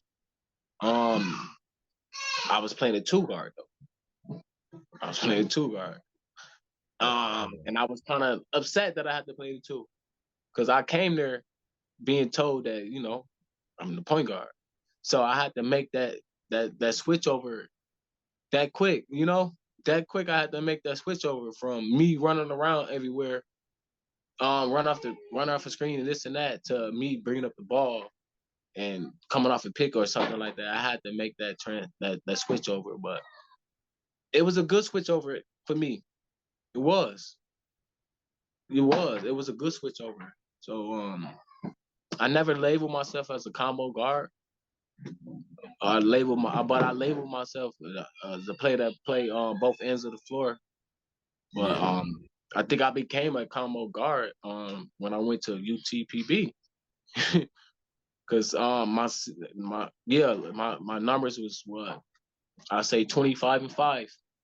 I was averaging 25-5. Won a lot more games than we lost that year, and we did pretty good. Yeah. That's what got people wanted to come there the second year now. Cause cause that first year, that's when we got on the map. That's when people started talking about that school now. When I got there or whatever. And that was like a redemption year for me too as well. So I wanted to do good because I was just out for what, 3 years or something. Yeah. For 3 years I was out of NCAA basketball. Like, dang, that's a wow. That's a wow. So Yeah. I wanted to do good, and I did good. I did good that year. A lot more people came back. A lot more people from these Division Ones was coming here now. Like good people, good players from Division One teams was coming in there now. So second year around, I'm playing point guard now. My regular spot. But we got studs now. We got another stud besides me. Like, he was a scorer. You know what I mean? I got a totally different role now. I can't score the ball that much because I gotta pass it out now. You know what I mean? See, that's another thing that goes back to you asking me this question about have anybody ever called me a selfish player or anything like that. I wasn't never a selfish player because I was averaging my first year. I was averaging 20 a game. Then like I said, second year, a lot more players wanted to come, and one of them happens to be a stud, and the rest was like they can play or whatever. So my scoring probably just went down about 5 or 6 points because that's me passing the ball to these other players. But we did have what four or five players averaging double figures, and we had one player averaging 17 rebounds a game. He don't even need to score. He was just averaging rebounds a game, and he was about your height. Yeah. Yeah. Demon time, right? Yeah. For real, I'm dead serious. He went through the legs, but he like a little heavy set. Like, it's incredible how he can move and do the things that he did at his weight. His name is Sammy. Shout out to Sammy. If you ever watched this, shout out to you, man. For real. He stopped me from getting my rebounds. Like, man, true story. He came up to me and said, man, I ain't about to let you get no more rebounds. I be letting you get those. I'm like, shit, don't then. I'm going to get them anyways. You know me. You know what I mean? This motherfucker Come get a grab him. rebound. Somebody over my head. Man, John, I fell to the ground, all type of stuff. I'm talking around this dude. I'm so mad. I'm like, man, you can't be doing that, man. But a dog gonna be a dog.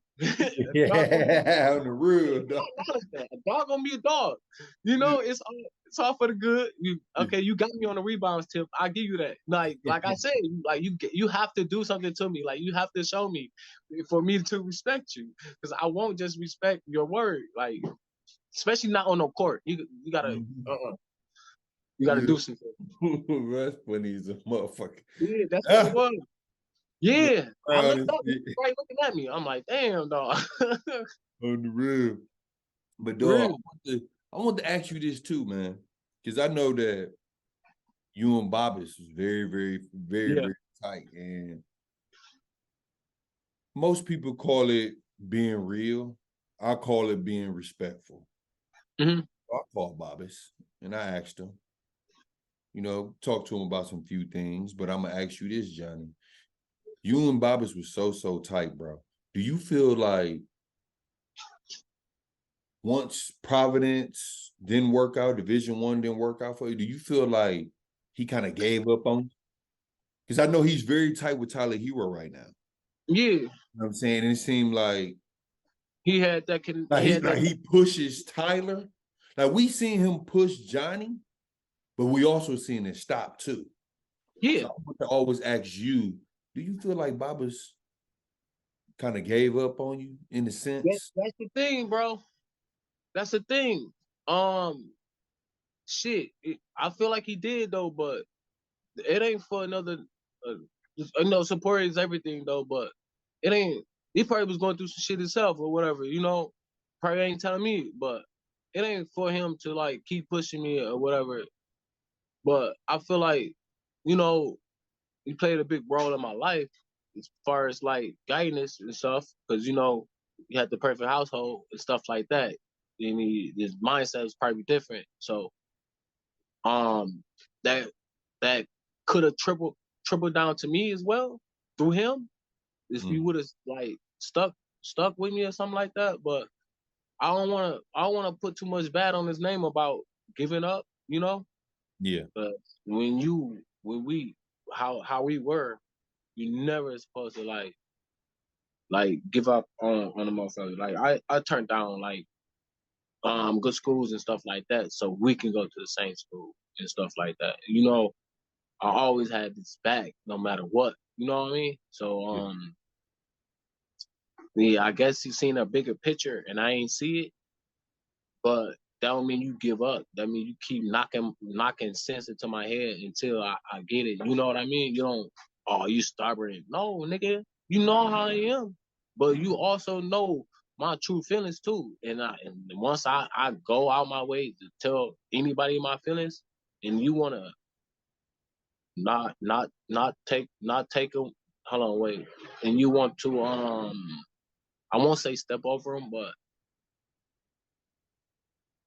you want to not acknowledge it. I don't know, because every time I express my feelings, he always thought I was playing and shit. You know what I mean? Because how I'm built or whatever, but I don't, man. I got emotions too. I got feelings too. I'm a human being, you know. Yeah. Mm-hmm. Shit, And so I always want to know that, man, because I'm telling you, dude, like our man, y'all was always together. And yeah, you know what I'm saying? So I always want to know that, man. And like I said, called Bobbers about it. He said, man, ask Johnny whatever. I love dude. His exact word, man, Johnny, my brother for life. I love him forever. You feel what I'm saying? Like, you know, and I don't know if y'all did this. Talk. Clear the air, move we on. did, You bro, know what but I mean? it don't feel like it's nothing there anymore. Yeah. You know what I mean? I don't like, and that's weird to me. Yeah. It's weird. Me, like, nigga, damn near my motherfucking brother in real life. You know what I mean? Yeah. But I'm not even cool with my real brother right now. Like, it's a lot of shit, man, nigga. Like, Yeah. you don't got no support or anything like that. You lonely as hell. Like you lonely, man. You lonely. And but me and him though, we could not talk for 10 years and we'll still talk for the first time and it feel like we've been talking for 10 years though. But sometimes the conversations be feeling weird or it just be half fake, you know? Yeah, Does that make any sense? yeah, It yeah, make I'm trying to keep it like real simple as I can about me and his relationship right as now. You yeah, yeah. seen how it was and how it is now, but a lot of that stuff changed when he started to hang with Tyler though. You know, so yeah, I used to tell this like, man, pick up my phone call, nigga, don't be ignoring my shit, but I'm with you. You picking up they calls, all this and that. I'm saying all that. Nigga, Yeah, you supposed to be my, I'm saying that, so don't, you know what I'm saying? yeah, And yeah, I got to saying that to him and shit. You know, I don't know how he took it at that time or whatever. He probably yeah, said some shit that I wanted to hear, but was thinking something totally different, you know? yeah, yeah. We know how we talk to our bros. I tell that to my guy Yeah. now. Like, nigga, if you don't pick up, nigga, like, you know what I'm saying? And that's how I felt, my nigga. Like, stop ignoring my calls, but you every time these niggas call you picking up, come running to them and shit. Like, come on, dog. We better than that. You know, I didn't cancel shit for you, all type of shit. Like, don't come on. Yeah, Who would have knew how my basketball career would have went if I would have went to that school in Florida by myself? You know what I mean? Like, who would have knew? Like, I don't. But we was rocking, and I let a nigga know I was rocking with him. We gonna go to this school together, and I made that happen. Nigga, you got a scholarship from that at that school. You got it yourself though, because you know he was hooping. You yeah, know he was yeah, yeah, hooping. yeah, yeah. That's when I took my hat off to him. I never took my hat off to Babas until we got in that JUCO. That's when the first time I took my hat off, I'm like, okay, you can ball now. This whole entire time, that's my right hand man. Been my right hand man the whole time. I never gave his props in ball until we got to that JUCO, till he earned himself a scholarship. Yeah, yeah. On the Yeah, real. I'm on the phone. I'll do it Yeah. later. No, man, but again, I really do appreciate you, bro, coming to the Barcode podcast, bro, taking us on your basketball journey and sharing personal stuff too, Johnny. You Sure. know, a lot of people don't know this, man. I talked to Johnny for 3 weeks, making sure he was comfortable, making sure he's okay to tell the story, because everybody not okay to tell their story. So I really do appreciate you, chopping it up with me. I definitely enjoyed it, you know what I'm saying, especially the hoop part. But come on, Lacy, before I leave, you already know I got 2 more things for you. The Come on first with it. is I'm going to name 10 players. I'm going to Mm-hmm. bring them up. And you know how we do. It's almost like the Michael Jordan and Kobe debate. You All pick right, let's go with it. And I know you kind of young though, so if you get to thinking like, damn, I don't know who this is, then I got another shit in my head. Dupree Fletcher or Draylon Burns? Why you do that to me? Why? Why you? Why? First one. I'm gonna give you the. Can I break down the answer? I hear I this a million times. Go ahead. gotta just say a name. Go ahead, break it down, man. Okay, I'm gonna break it down. I would say damn fuck. I would say Capri. I'm not gonna. I would say him only if he would have kept his head straight and just took it serious with it. He a bigger version of, not a bigger version, but he a version of me before me. That's what he is. He a version of me before me. You get what I'm saying? Yeah, yeah. Yeah. He a version of me before me. That's why I would say him. But Draylon right now, he's over there winning championships right now. So I probably got to say with him right now. He been the smoothest though. Okay. Trey Jefferson or Little Billy? I'm gonna say Trey. I ain't gonna lie. He's Yes, something different. He's something different. He's different. You can't dictate his game. You don't know what he gonna do. You don't know. That's what I love about him. But once you got the good defense, you can do a lot of things. What I did, I just stayed in front of him. You gonna shoot that long Trey? You gonna shoot that long J? Shoot that motherfucker, but you ain't gonna get by me. You ain't gonna get by me. You not. I'm firm. I'm waiting for you to try to go left or right. You can shoot that J. I'm gonna contest it though. You can shoot it. It's gonna be uncomfortable though, but you might hit it. You might not though. But I'm gonna be there. But you ain't gonna go by me though. Yeah. But yeah, Trey for sure. Trey. All right. Some stuff that only I see myself doing or on a video game or something. Yeah. Don't be doing crazy shit over. But to what Billy you was talking about? Little Billy. Billy Mimmons. Oh. You talking about in his prime? Yeah, just yeah, Billy at his peak, Trey at his peak.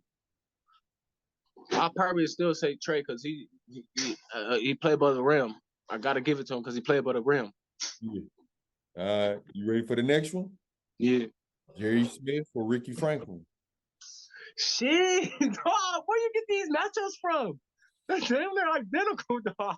No, one dog. Dog, where are you getting these matchups from, dog? Damn. Why are you doing this to me, man? Can I? And no ties? Dang. Okay, so, man, I'm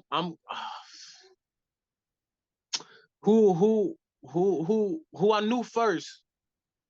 I'm just gonna say who I knew first.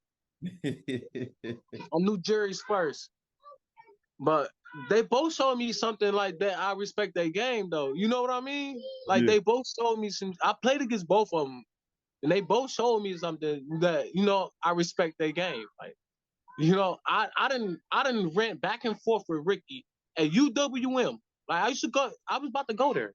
You know what I'm saying? I was about to go there after Prov. Well, while I was in Prov, I was on my way there with some shit. They was giving me some shit to go there. I was going there. Okay. On my way there. They was gonna give me some stuff. I was on my way there. It was already in a mix, but I couldn't get right. But I used to go there. We used to go head to head. He'll pull up. He'll cross the court. 1, 2, 3 dribbles. Pull up. I'll cross the court. 1, 2, 3 dribbles. Pull up. Like we'll score back and forth, back and forth, back and forth, back and forth, hold each other, back and forth, back and forth, back and forth. But that's when I'm like, okay, he got it. And then I seen him score like 60 something on who was it? He scored like 60 something, dog. This in yeah, he scored 60 something in high school. I think he did. I don't know. Did he? Shit, I don't know. I can't remember. But I know Ricky used to put up numbers though. I ain't gonna cap. Yeah, he do. I ain't never heard 60 though, but it could be. I don't know. It's just this probably played. He probably one of his overseas games or something then. But okay, I ain't gonna lie. I'm just gonna go with I'm gonna say Jerry. You know, Jerry. I seen him dunk on a whole team at the King Center unexpectedly. I have front row seats to it too, dog. Dude, just on the whole team, boom. But I've been liking Jerry though, so I'm gonna have to say Jerry. You know what, Jerry? All right. Dwight Bikes or Deontay Garrett? Deontay Garrett, to be honest. Only because he's so smooth, man. He's so smooth, and he's still like he can play. He can play. He can play. I wouldn't say Bikes because I feel like he had more opportunities than anybody. I feel like he had more than anybody. And he couldn't stick, Yeah. Like, I don't know if he's playing basketball now still, right? Is he? He's still playing, right? You know what? I don't know. I know last year he made it to the finals, and I think, he made it to the finals and lost to Perry Petty. That was the last I heard about him playing overseas. Yeah, they played in the championship, bro. In the top league, whatever. Cold. That shit crazy, that shit cold, ain't it? Yeah. Yeah, On the championship and the nigga you grew up with, like that's cold. yeah, that's cold, dog. But yeah, I don't know about this year, though. I don't know if he playing or not. Yeah, Okay. yeah. You know, Quentin Quentin. Noblin, then with the tech, Q Noble. Yeah. Oh, you Yeah. know what? I got a better one than that. OD Burton. This the last one right here, too, little bro. OD Burton or Q Bar? You. Only reason I'm saying you is because the nigga thought you was sweet when you came down there, dog. Like, I'm like, nigga, I remember telling her, oh, like, nigga, he just like you, nigga. Like, you ain't about to punk him, nigga. Yeah, let's go. Like, yeah, I do remember that part. Like, yeah, because we used to sing on everybody down there, you know. Y'all used to stick on everybody, folks. I'm like, no, this motherfucker. Like I said, yeah. Like once you held your own down there, and then you start coming down there, motherfuckers just getting you off the rip. Like, yeah, we got you. Like, yeah, that's how it be. That's how it be. You gotta hold your own. Once you step down there, my nigga, you in there. You in there now. Well, you gotta get stamped. If you're not stamped, you would not step on that court. You can say you got next. You can say you got next all you want. Yeah, man, and motherfuckers standing on that shit, man. Yeah, we still be doing that shit to this day. Yeah, I'm already knowing. Last question, little bro, and then I'm gonna let you go, bro. And I thank you for taking out the time, because I know you're a family man. You doing your thing, got the kids. Yeah. The last thing, though, if you can change one thing in your life, it ain't even got to be with sports, but if you want to bring it up, that's fine. But if you could change one thing in your life, what would it be? We ain't talked about this, but you know, like I said, I wasn't 18 at the time, but I was in my grandmother's custody, and you know, be presenting the opportunity to me to go overseas. And what the contract was, it was $600 for basically for 6. I mean, I said 200,000 for 6 months, and so I'm begging my grandma to like sign these papers so I can go, like sign these papers. And you know, she used to go to Potawatomi a lot or whatever. I'm like, you don't care about the money that they're about to give me or whatever. You know, I'm trying to pull out all my cards to go, you know? Mm-hmm. So I wasn't really trying all my cards like that because I was nervous as hell about to go all the way over there. That's, you know, I was gonna be nervous then, you know, whole nother country or whatever they're speaking or a different type of language. But I stopped trying after like 3 days. I should have kept trying. I feel like I would have probably would have got it done, but it never happened. But that's one thing I probably like regret, you know, not getting that experience at that younger age. My whole entire career would have been different or anything like that. But I don't regret it because I probably wouldn't have all these beautiful kids I have now. You know what I mean? Yeah. So I could just take the punches that come with life, you know, just make the best out of it. You know, it's always going to be something in life. It's never going to be a perfect life. Once a person accept that, you know, you just got to deal with it, deal with the punches. Yeah. What's going on, little man? What's going on? What's up? But man, that's dope. Like I said, Johnny, I appreciate you so much coming to the Barcode Podcast, bro. You my little bro. You know I love you, bro. You know we go way back. One of my favorite short guards. What's going on, kids? They everywhere. You bar love the kid. Hey, on the count of 3, y'all gotta say, my daddy is the best. All right, y'all ready? 1, 2, 3. My daddy is the best. Hey, thank you for coming to the Barcode Podcast. I'm out, Johnny. I love you, baby. All right, love, bro. Appreciate it. Just touched down, back on road, counting money, man. You know how it goes. Hit the VIP and tell my bitch to strike a pose. Hop in mode.